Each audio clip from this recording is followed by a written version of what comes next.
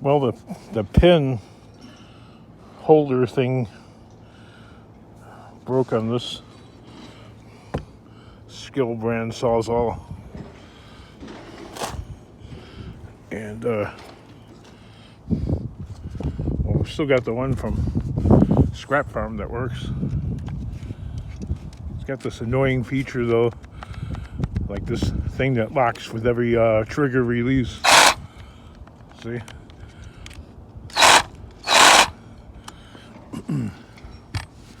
That works perfectly fine, but I reserve use of that for portable projects.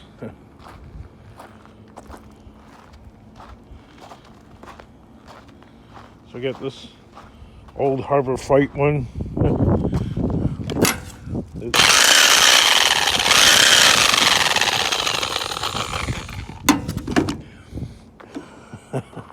It's clinging to life. So therefore, we had to part with a little do-re-mi.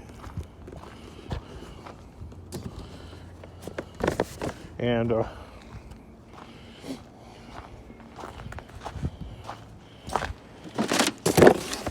I got the cheapest sawzall that Harbor Freight had. It says,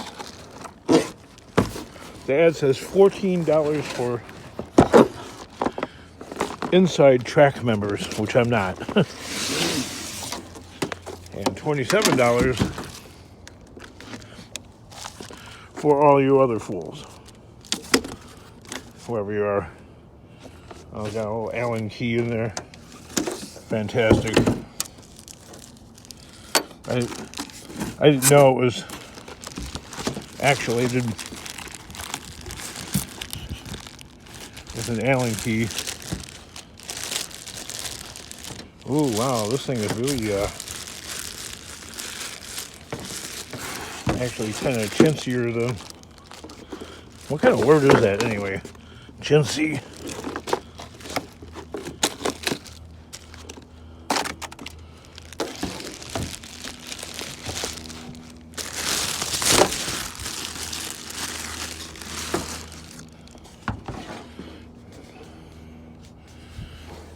Well, what's the Allen head thing for? This has got a twisty lock. It looks like. You know, to get the blade in. Anyway. Oh, here's this devastation.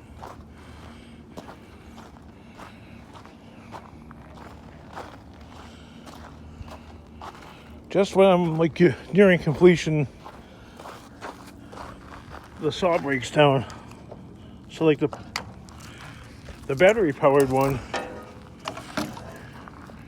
wouldn't be able to cruise through this whole thing even if you had 3 batteries fully charged. So, and plus I'm close enough where I have corded power. But I don't know, the new one that I just got came off as being smaller, but I guess I'm wrong. It looks like it's about the same, right where it says Warrior right there. It said Chicago Electric. I'm looking for shaping features that are different.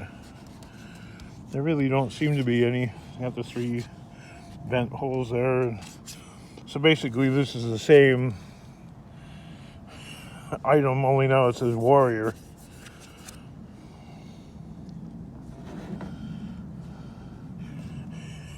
Three days later, yeah, my saw, it doesn't work. Yeah, I remember a few years ago, I was cutting a, what the hell? I was cutting a swimming pool. Just, you know, an aluminum swimming pool. Just your ordinary run-of-the-mill one, and must have had like a bad batch of Harbor Freight saws, because well, this thing does not turn hardly at all with hand pressure. Huh. Either that or I'm getting weak. Oh, there we go. Maybe it's just the fact that it's new. Because I know this one right here, the old one is so worn out that after using it for a couple of minutes, sometimes it gets really tight and you can't even open it, which I was able to open it. So it's supposed to do this. It's got that locking feature, but I think that's a little bit too loose. That's just about dead. I've got a collection of them. I got about like 3 or 4 of them that have expired. And they were long out of the warranty phase. You could buy a 2-year warranty, but I think it costs $20 for a $27 tool. Now, in my Harbor Freight cheap Sawzall, experience over the years, things just leave the chat, okay? And the first thing to go is this guard right here. Okay, this drops off within, I don't know, maybe a month, depending on how much I use it. It falls off, and yes, you can tighten it back on, but with each tightening back on, it falls off faster. And then this rubber guard / comfort grip that tends to, like, over time slide forward, get chewed up a little bit, and it just falls off. I've tried duct taping them. I've tried gluing them, as you can tell, and nothing holds up. So that eventually, I have another one that's really trashed. The gears, there's a gear inside here. Well, what happens is, I don't know, it's got lubricant on there, Permalube or whatever, and it kind of dries out.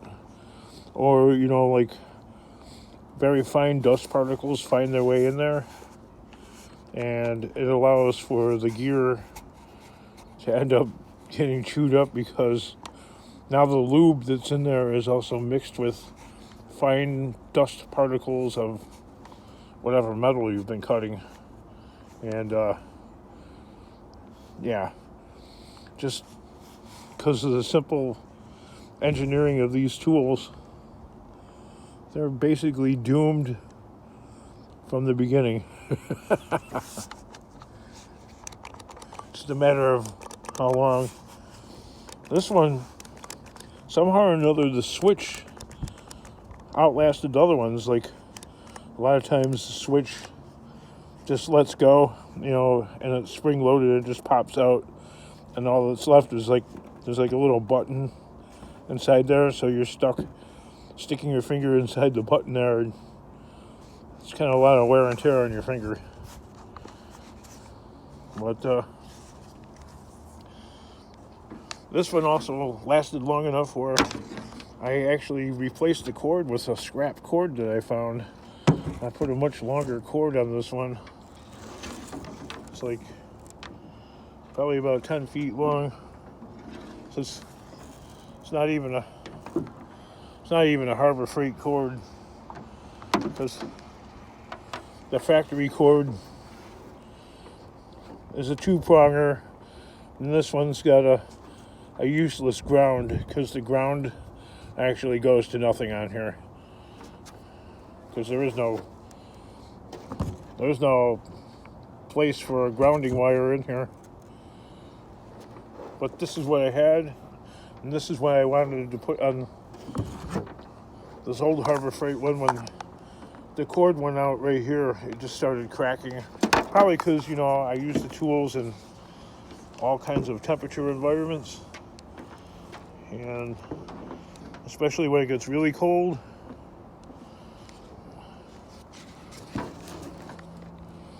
I could tell just by, it's bent like that. Like today it's like 20 degrees, but if you're out here working and it's like sub-zero Fahrenheit, not Celsius, we use Fahrenheit, that's going to crack. It's really cheap plastic. Anyway, that's my Harbor Freight cheap Sawzall tool review. Yeah, see, it rocks back and forth too a little bit, but like once again, I guess they're supposed to, because it's got that lock thing.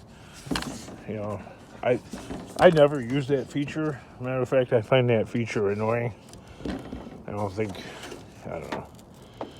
It leads to the whole like front part of it actually moving around enough where you can break the blade a lot easier. These are actually heavier than they look. I was going to cut them in half to make them lighter, but more work.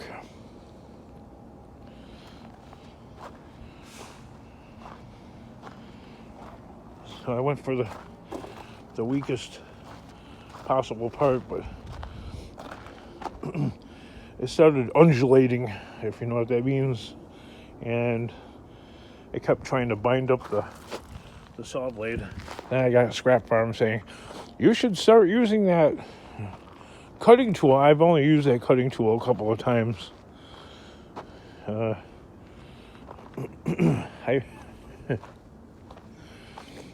I reserve that for like super desperate situations. That's what that tool is for, because I'm more of a fan of the Sawzall. Don't know why, other than I'm chicken shit, and you only get to lose your fingers once. You're only allowed one boo-boo. And I'm already like mentally and physically handicapped enough.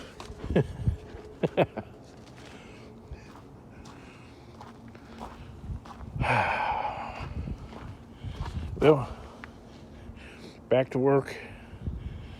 It's been fun chatting with y'all. We'll see how long this tool lasts. Maybe it might be a good idea to save the box. Because, given my experience, there's an extraordinarily high likelihood. I don't know what that... Well, there's instructions in there. What's the purpose?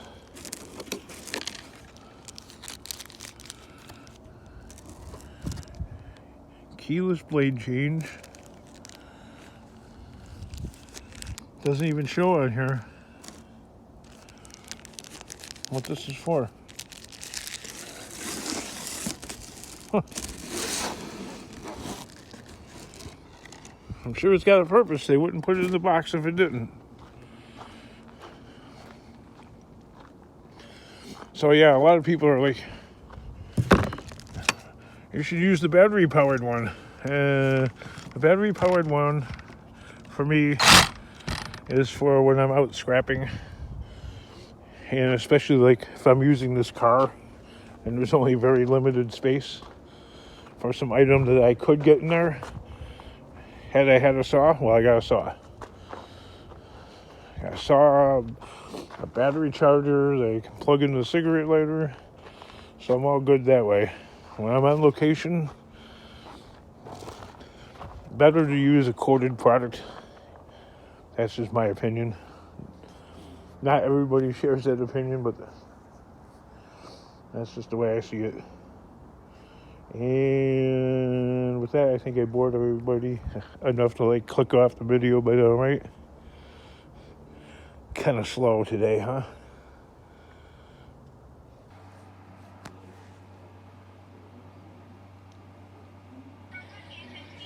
A little slow tonight, isn't it?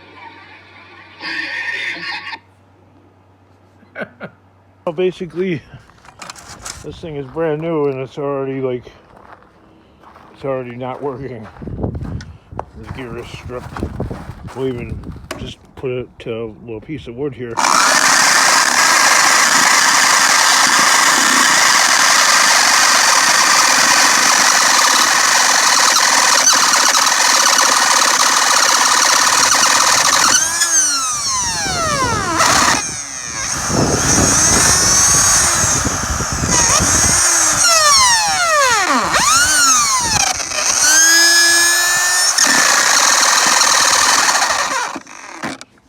I don't think it's supposed to do that.